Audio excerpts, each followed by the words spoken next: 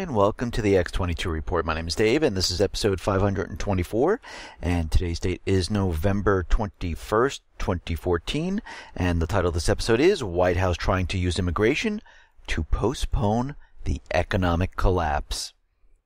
Now, we need to go back to the beginning of 2014, and we have to understand what this was all about. Basically, what is going on, the Obama administration has a certain agenda to bring these illegals up and to give them work permits and to pretty much put them on Obamacare, to expand the student loan debt bubble, to bring these people in and have them join the armed forces. These are not little children, these are teenagers. So basically what happened, in Central America, there were advertisements all in this area telling the people to send your teenager children up to the United States. And this is exactly what they did. We saw the train with all these teenagers riding up through Mexico. Now, Mexico had to be in on this because they allowed them to go from Central America through Mexico and up here to the United States. And of course, once they got here, the United States Border Patrol, they were instructed to let them in and then to house them. And then what happened? Obama took all of these illegal immigrants and sent them off to different places within the country. And he was not going to tell anyone where they went. And of course, a lot of these children, I shouldn't even say children, a lot of these teenagers were criminals. Some of them had diseases, and they were sent to different areas. And I have a map on the X22Report.com. You can go to resources, and you can see the menu drop down there, and you can take a look at the map. And of course, this was all in preparation for their main agenda, pretty much to give amnesty to all the illegals in this country. Now, of course, all of these people came to America illegally. Now, I have nothing against people coming into the United States as long as they follow the proper channels. Most of the people who've come here have done this. This is part of a larger agenda. This is part of the central banker agenda to bring in all of these people. And it is done for many different reasons, not just one, and we're going to talk about that a little bit later in this report. Let's get into the economic collapse news. Now, we understand that China has been making deals all around the world. Meanwhile, the United States basically has been bringing in military force all around the world to keep the dollar propped up. Right now, China and New Zealand, they're going to enhance their economic cooperation. The formation of China-New Zealand Comprehensive Strategic Partnership has ushered two countries into a new cooperative era, and this is coming from Xi, said at the ceremony. China was New Zealand's largest trading partner in 2013. The goal of doubling bilateral trade to 20 billion New Zealand dollars by 2015 was achieved already. As such, a new target of 30 billion New Zealand dollars has been set for 2020. And like I said, China has been making bilateral trade deals all across the world. They've been setting up clearing hubs for the yuan renminbi, and this is really starting to spread. We understand they're opening up their stock exchange, what they've already done in Hong Kong. They're setting up and they've opened up their physical gold market, and we can see this is all to compete with the United States and the United Kingdom, and this is exactly what is going on. And we can see they're continually bypassing the dollar in all of these trades that they're doing. Now, Russia and China, their trading settlements in yuan has increased by 800%. Settlements in yuan between China and Russia have increased ninefold in annual terms between January and September of 2014, says the Chinese Ministry of Economic Development. The settlement in national currencies between China and Russia in bilateral trade amounted to about 2% in 2013. There has been a significant growth in 2014. In particular, the use of the yuan in mutual settlements increased 9 times in the first 9 months of 2014. About 100 Russian commercial banks are now opening corresponding accounts for settlements in yuan. The list of commercial banks where ordinary depositors can open an account in yuan is also growing, and this is going to take off because we have to remember the BRIC nations, their bank goes live in 2015, and this is going to be a huge game changer for the private Western Central Bank countries, and this is why they're ginning up these protests inside China. They're trying to stop it. They're trying to overthrow the government, and this is what they do pretty much in all the countries. They try to have some type of revolution or some type of protest inside the country. They fund it, they fan it up, and they make it look like the people are doing this because this is what the people want. But as you know, it is completely planned to overthrow the existing government so they can put in a puppet government. They are trying this in China right now. It is still ongoing. Now, we understand that Obama pretty much extended deportation to about 5 million illegal immigrants. I mean, they like to call them undocumented, but they came into the country illegally. They've been hiding here. Now, again, if they like to go through proper channels, I have no problem with this. And again, this is why this is set up, to weed out those people who are criminals, to weed out those people who are who have some type of sickness or disease that they're bringing in here. If we're just going to allow everyone to come in the country, we don't need the border crossings anymore. We don't need the security anymore. Just leave them wide open. Let anyone in. Why do we still have this if they're allowing all these people over the border? It makes no sense whatsoever. And we can see he's going to sign the executive order on Friday. He made the announcement on Thursday, and the major news networks were not going to show this. And I believe that really Obama instructed him not to show this because he knows the American people are completely against this. The only people that are for this are the central bankers, the corporations. They are the ones who really wanted this. And this is why he waited for after the elections to do this. This is why he put it off, because he knew this would have hurt the elections during that time period. And it really didn't make a difference because it looks like the Republicans took more seats than the Democrats. So what is going on here? Well, let's take a look at some of these things that has been happening since he's done this. Well, Obama's executive amnesty is going to flood the jobs market with more new workers than the number of jobs created in the U.S. in all of Obama's presidency. The total number of jobs rose from 139 million in 2009 to about 145 million in 2014, according to the IMF. That's an increase of about 5.9 million jobs in 5 years. And again, now we have about 5 million or so, and we know there's more going to be coming over the border. And where are all these people going to work? Now, we have to understand there's about 94 million Americans who are already living in this country who cannot find work. They would love to work. They would love to get that job, but they cannot find it at this time. And of course, they're calling these people, they've fallen off, they've given up, they don't want to work. This is not true whatsoever. The jobs have been drying up, and it's been ongoing all this time. And now we have more people coming here. Now, the question is, when they can't find work, are all these people, who 5 million of them getting work permits, are they going to be counted on the unemployment figures where, hey, the unemployment now is rising because all these people are coming in? I doubt it. They're not going to be counted whatsoever. And we have to understand that the corporations, the central bankers, want these in here, these illegals in here in this country. People who've come across the border illegal, didn't go through proper channels. Now, we have to understand that these illegal immigrants will receive huge payments from American taxpayers under rules now being imposed by President Obama's unilateral amnesty. The illegals will get work permits, Social Security cards, and will be required to pay taxes. Now, the question is, will these illegals get the Earned Income Tax Credit program?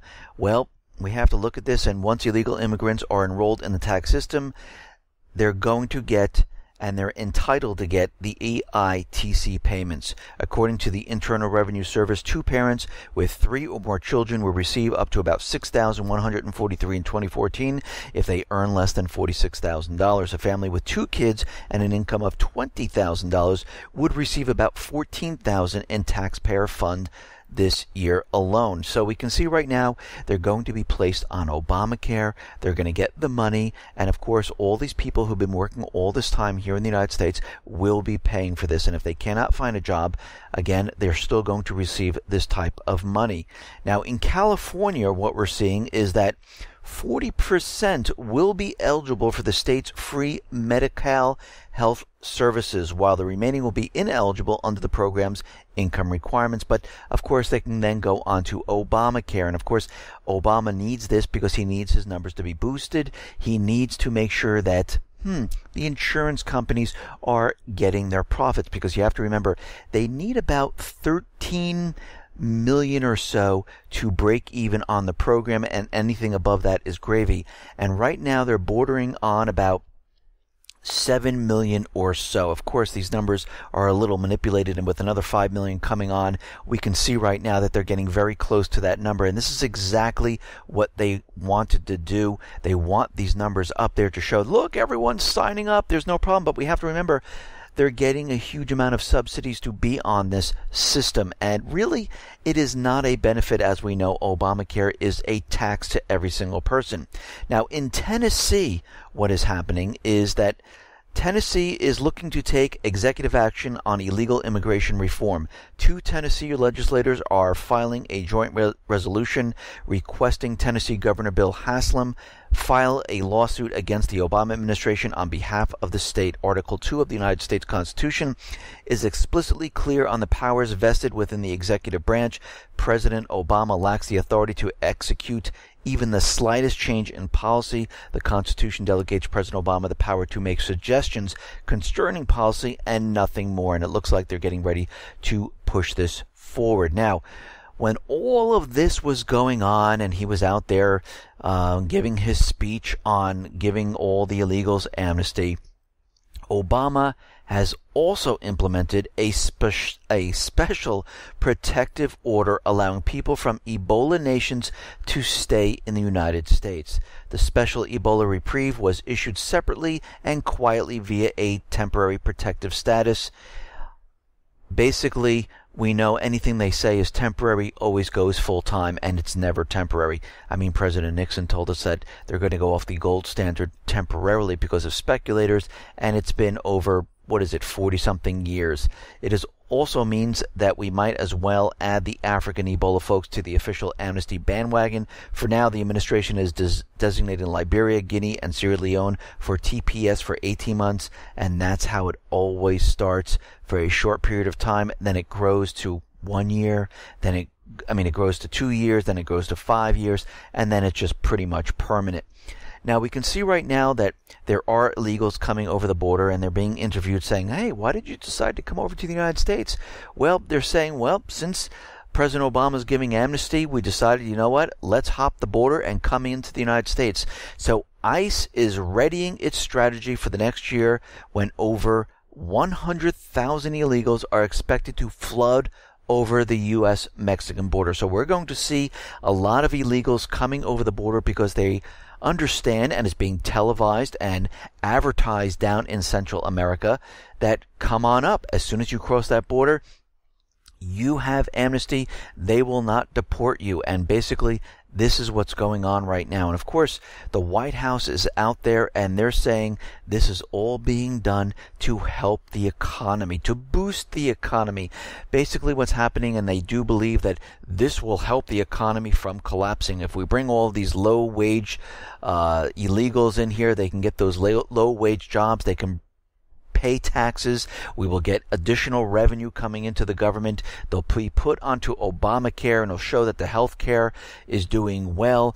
They'll go and they'll be pushed to go to college, so they'll take out student loans because they have no other money, and we'll just give them the student loans because anyone with a heartbeat will get that. They'll go get automobiles because anyone with subprime credit or no credit whatsoever will get an automobile. Coming January, you won't even need a down payment. We'll accept any subprime borrower. Maybe they'll even buy houses at that time, even though they can't afford them. And we can see right now they're doing this, and President Obama says the immigration will boost the U.S. economy by increasing GDP, reducing the deficit, increasing wages, and expanding the labor force. And of course, as we know, this is all lies. Just like Obamacare was health benefits for the American people. Just like Iraq has weapons of mass destruction. Just like Assad used chemical weapons on his own people. Just like Sandy Hook, there was a real shooting going on there. We know these were all lies for a specific agenda, and they're lying once again. This is not for the people. The people already spoke saying we do not want this. And of course, now the Congress is out there looking to sue Obama. And one thing that's very important here is that all this information that they're saying that it's going to increase GDP, reduce the deficit, we have to remember most of the numbers are manipulated. Most of them they've recalculated. Like GDP, for instance, they went all the way back to 1929, include research and development, and calculated to the present to give us that positive GDP number. The same thing with unemployment. They continually modify it, and they don't count those people who haven't been on an interview within 4 weeks. Those people are no longer looking for work, so they keep modifying. And also those people who are working in retail who are part-time, they don't fall under a certain criteria of working a certain number of hours or getting paid a certain number of dollars. They are not counted. Even though they were working before, they are not counted in this. But what's very interesting is that in calculating future GDP changes, the CEA used at least two complex mathematical equations showing, for example, how the GDP would be affected given a large labor force as well as working age population. But other conclusions were based on past research. For example, its determination that the immigration changes will have no net effect on the likelihood of employment of native workers in the long run was based in part on a study of an influx of Cuban immigrants to Miami in 1980. So they're using basically out-of-date data to tell us that this is going to be okay. They're using a study going back to the 80s. And we have to remember, we have a very few number of jobs right now. We have about 94 million Americans looking to work. And now if we add another 5 million, we add another couple million that are coming over the border. When you bring in more and more people to where there's no jobs, wages go down because there's a huge number of people looking for work. And there's a huge number of people looking for work. They don't have to pay them a lot of money because they have their pick. There's no shortage. And again, where are they going to get these jobs? Manufacturing has left the United States. Most of the jobs are bartenders, waitresses, retail, if you can find them at this point. And there's no high-paying jobs because those corporate jobs, most of the people are being laid off. I mean, look at the layoffs that we've been seeing. Dell, Sony, Wells Fargo, Bank of America, JP Morgan Chase. We're seeing huge companies laying off, factories closing, and these people are looking for work, and they cannot find work. Now, we talked about the USA Freedom Act, which failed in the Senate. It was not passed. And we understand that Harry Reid had a rider on this called SOPA, and he wanted to get that passed. But it looks like the senators are explaining why they turned this down at this point. And I don't believe that we need more and more laws. We already have the law of the land, Fourth Amendment. You cannot spy on the American people. I mean, that's it. We don't need anything else. Let's just refer back to that one. Why do we have to keep making laws about this?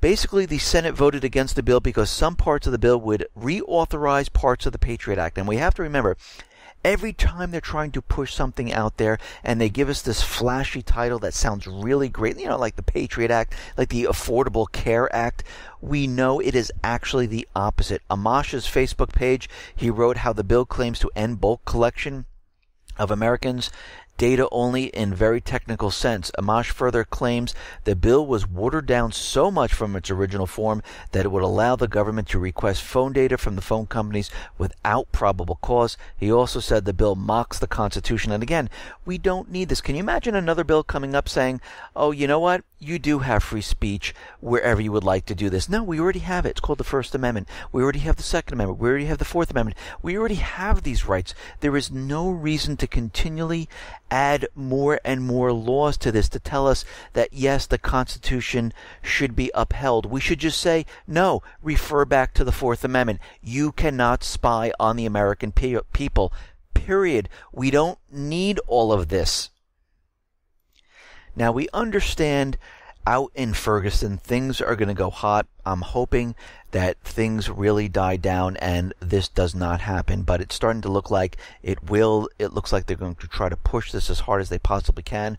We understand there's a lot of preparation going on right now, and we understand that agent provocateurs are going to be in Ferguson and many other cities. But Missouri Senator Claire McCaskill spoke to Obama about Ferguson on Tuesday. The president has taken time out of his busy schedule to make sure and personally contact major civil rights groups all across America regarding Ferguson. Considering protests have been expertly planned, organized, and trained for in 82 cities across the U.S. and one in Canada, the grand jury announcement, this is surely just coincidence, right? I don't think so. I don't think this is coincidence at all. Senator McCaskill said that Obama will become more involved when the time is appropriate. What does he mean by this? And why is he speaking to all these major civil rights groups? Because it looks like they are definitely trying to push a certain agenda and get this thing going really, really bad. Now, it has already started where protesters are out there. They're being arrested. Many have taken to the streets and chosen not to wait for the grand jury's decision before clashing with police. Once again, protesters made their voices heard outside the Ferguson Police Department on Thursday, shouting, what do we want? Darren Wilson. How do we want him? Dead. Now, you can see right now that this is being completely blown out of proportion. Of course, Michael Brown's parents, his father, is out there saying, no, this needs to be very, very peaceful. Everyone needs to calm down. But again, the government doesn't see it this way. Those certain agendas are in play right now, and they're trying to push this as hard as they possibly can because they want the riots to go live. They want to clamp down and come down hard on the American people to show everyone this is what happens if you try to do anything. We will come down on you with full military force and we will squash any riots. And if this thing really goes hot, they will declare martial law. Now, as we know, out in West Africa, Ebola is just wreaking havoc on these countries. And like I said in my past reports, I do believe this is to bring in U.S. troops. We see UK troops are already there. They're setting up to garrison these countries because a lot of natural resources have been discovered in these areas, specifically those countries that are hit with Ebola. And we also understand that China and Russia are in there. And we understand that Liberia, it looks like it's dying down there. Nigeria has been deemed Ebola free, and now the World Health Organization on Friday officially declared the Democratic Republic of Congo free of Ebola right now. So it seems like things are becoming under control, and they're controlling the situation in West Africa. There are some still hot spots there, but it looks like it's all dying down. And I like to see what happens with the United States military. Will they stay in this area? How long will they stay? Will they ever leave? And this is something we definitely have to watch. Now, we understand the United States government, central bankers, along with NATO and the European allies, they're all provoking Russia. They're reporting that Russia is flying in all different areas. And of course, they're in international airspace, and of course most of the time it turns out to be other countries that are going over and flying in another country's airspace, like France, for instance. But what we're seeing right now is that they're building up military assets, and we understand they are completely building military assets all around the world to get ready for this major war that is coming. We understand the United States has a pivot to Asia where they're encircling China, and in Eastern Europe we understand they are bringing in more and more military assets. NATO is beefing up their military assets in this area, and Britain is carrying out its largest armored deployment in Eastern Europe for 6 years in a joint exercise with Poland to reassure it is ready for a Russian intervention into Ukraine. Poland said it was drawing up a long-term plan to shift some of its military strength towards its eastern border. And you can see they're just continually building up the military assets because they know exactly what's going to happen.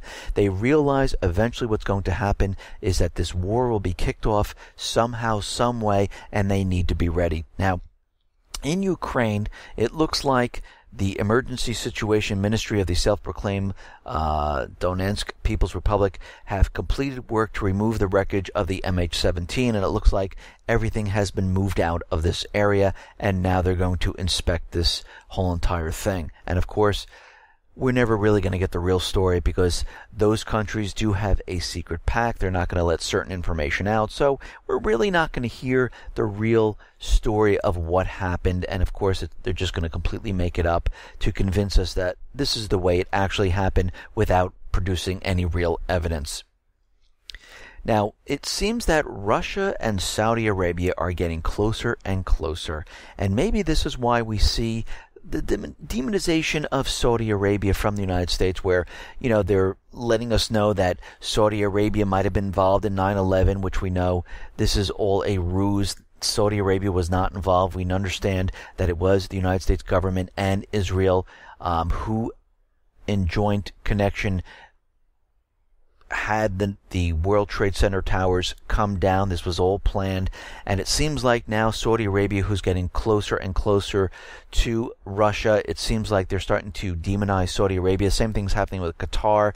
They're getting closer with Russia, and of course all these Middle Eastern countries are starting to cozy up to China and Russia, and we can see that things are really falling apart in this area. Now, Saudi Arabia and Russia believe that pricing should be market-oriented and let supply and demand play the decisive role. We and our Saudi partners are against shifting markets as a result of political or geopolitical schemes. The two agreed to continue cooperation on energy and issues related to the oil market.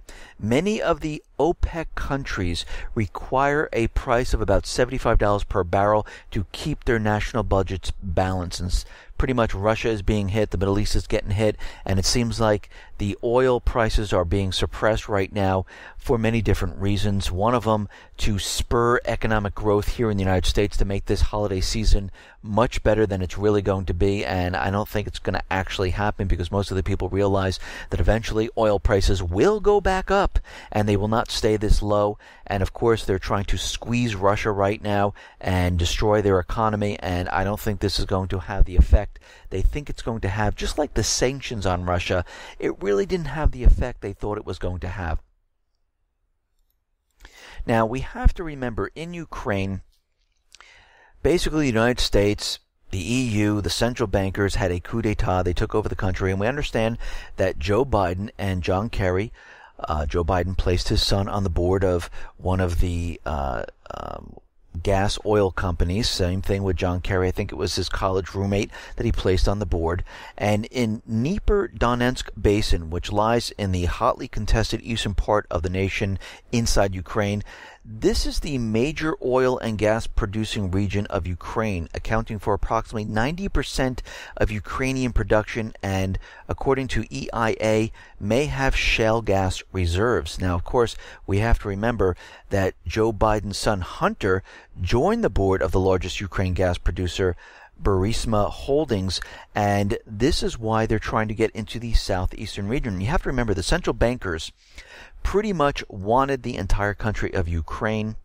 They wanted the southeastern region. They wanted Crimea. This way they'd have the ports on the Black Sea, and they would have the oil and gas and the manufacturing of the southeast. And of all they got was the west. The central bankers will not give up. They didn't get what they paid for, and this is why we are looking at a huge, huge offensive from Ukraine, and they're preparing and getting ready to do this.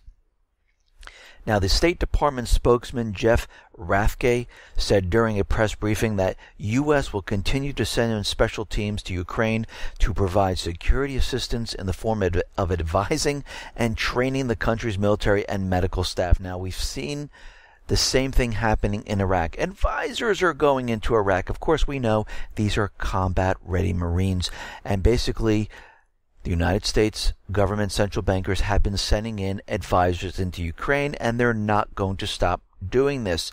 Ukraine has the right to defend itself against the continued aggression, and the United States is providing about $116 million in security assistance to help Ukraine in this effort. This assistance also includes advising and training, and the United States will continue to send advisors to Kiev. They will not stop, and as we know, they have non-lethal aid going to Kiev, like Humvees, night vision goggles. Eventually, there's a call to bring in lethal military aid, and we know this eventually will happen. As we know, they're probably doing this covertly right now, just like they did with Syria with the opposition forces, where for years they told us that they're not arming the opposition forces, and then we come to find out that yes, they were. The same thing is happening in Ukraine, and we can see all these training and everything that's going on there is in preparation for this huge offensive.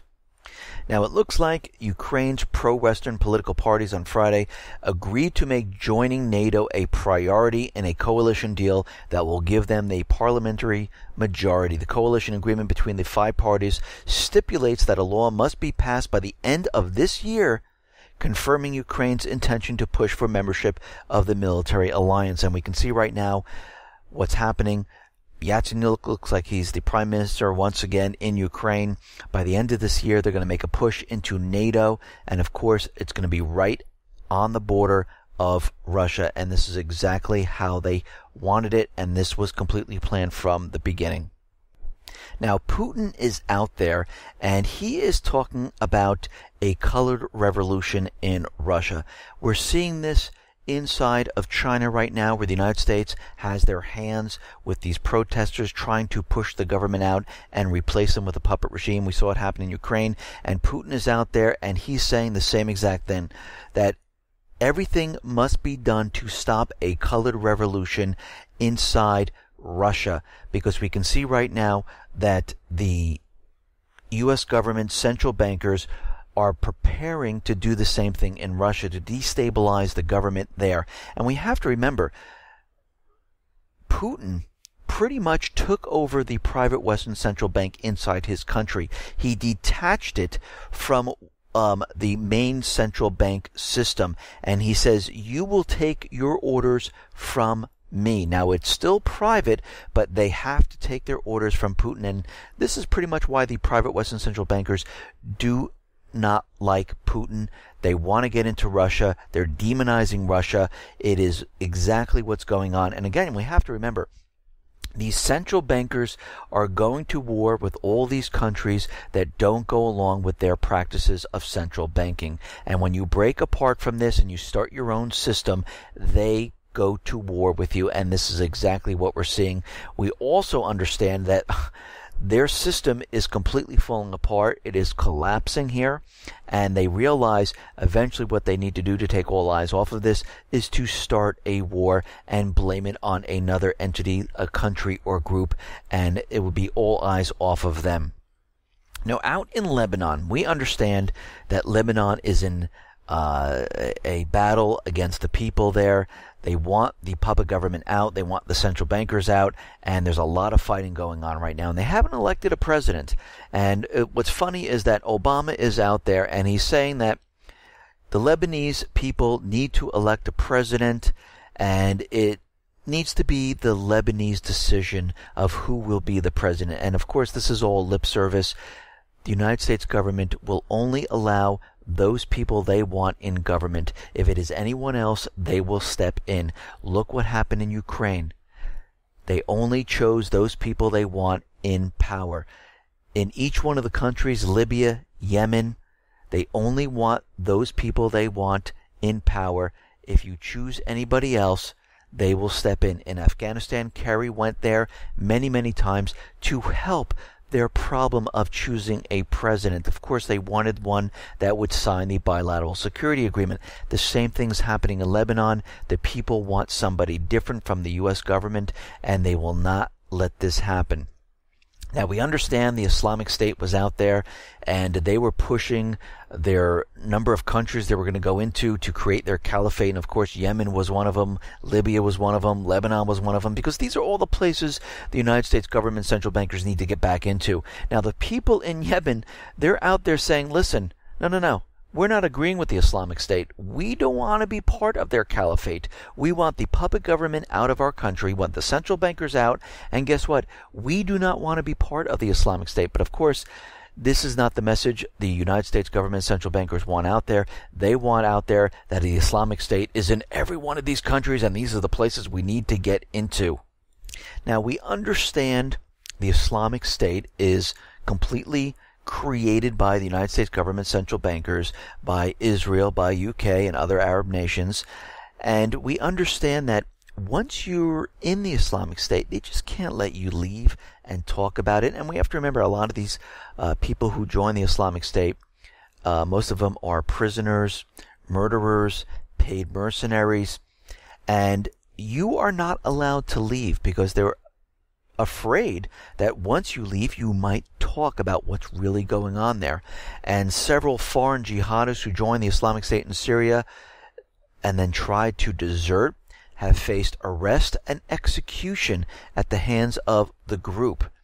Those who have tried to flee are usually young and mostly non-Arabs who regretted joining the Islamic State once they saw the reality on the ground that they might be killed. Fleeing is extremely difficult, said Farhat al-Wafa, adding that those who get caught are slaughtered. And of course, as we know, they're not just going to let these people go because they'll report or talk to other people. And of course, they're not going to let this happen because this would pretty much ruin what is going on in these areas. And what we know is going on is that they're creating chaos in Iraq. The United States government is trying to get into Syria to remove Assad. This is their main mission. And to bring the Islamic State to all the countries in the Middle East, because this is where they need to get back into because everything's starting to fall apart. And they're very nervous that these countries will eventually sell the oil not using the dollar. And once they do this and countries can purchase this oil not using the dollar, they don't need to keep the dollar in reserves. They'll send it back to the United States, and we will see the devaluation of the dollar, which means inflation here in the United States. And this is what they're going to try to stop, and they will not let this go any further. If these countries try to do this, this is when they will step in. Now, we understand the Islamic State was out there saying that they're going to create gold and silver coins because they don't want to deal with currency. And it's starting to be a little bit clear. One of the reasons is to say, only terrorists use gold and silver. The other reason, if we think about this, is the Islamic State going around stealing gold and silver and transferring it back to the central bankers. Yes, they're going to show pictures of their coins and things, but most of it is most likely being transferred back to the central bankers. Why? Because they have no gold. Look what happened in Ukraine. As soon as the coup d'etat, they flew in the cover of night, and many trucks came, took the gold, and now Ukraine reports there is absolutely no gold there. So we can see this could be part of their mission. And a lot of the dealers and a lot of the people in Iraq saying, yes, they are hoarding the gold. They're taking as much as they possibly can. Now, we understand the Islamic State is going to eventually attack Europe, which is going to be France, UK, here in the United States, and Canada. Now, of course, we know that these are going to be false flag events. They'll be inside jobs to make it look like the Islamic State is pretty much hitting all of these countries. Now, all of this is being done so all of these countries can go in with boots on the ground to pretty much oust Assad and get the war started with Russia. Now, of course, while this is going on, we most likely will see Russia and China being blamed for cyber attacks on the financial institutions, and they will be blamed where they're saying that they brought down the economy, they destroyed it, we were in a recovery, and we can see right now that this is completely being planned right now, and they're probably going to bring in Iran into this picture, because again, we have to remember the agenda is to go to Syria, Iran, and of course they know Russia and China are waiting on the other side, and if war has to be started, they are fine with this. They will retreat to their bunkers and let everyone else do the fighting for them. Doesn't matter how many people are killed, your brothers, your sisters, your cousins, your children.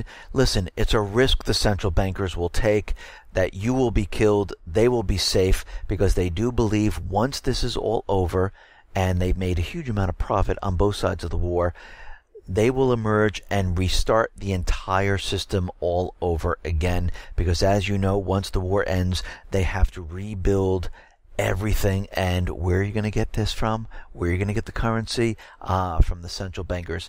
And before this happens, we as a people all across the world have to kick out the central bankers all at once and say, listen, in this country here, in the United States, in Canada, in England, in France, Spain, there is no central bankers whatsoever.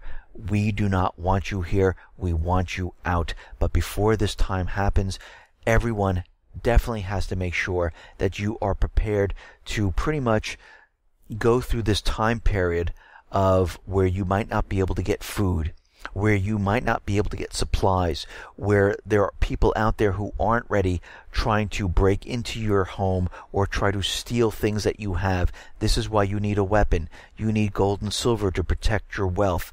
You need to stock up on food. You need to stock up on water, batteries, toiletries, medicines. If you have people in your family who are diabetic or who have any other type of illness, make sure you can try to get extra pills or extra medication that you need. Make sure you have medication or a first aid kit in your home. And you do definitely have to be prepared for what is coming, because you have to remember, once this hits and we see this massive inflation, which is the devaluation of the dollar, you're going to see a lot of these people who are not prepared roaming the streets looking for supplies. And this is why the government has been pretty much preparing for this with DHS, local law enforcement. They've been pretty much fortifying the government buildings.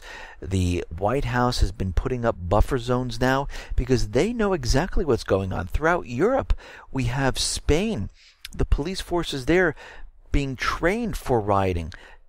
England, they have ordered water cannons. The Eurozone has the European police that can be dispatched to any country that can't handle what's going on.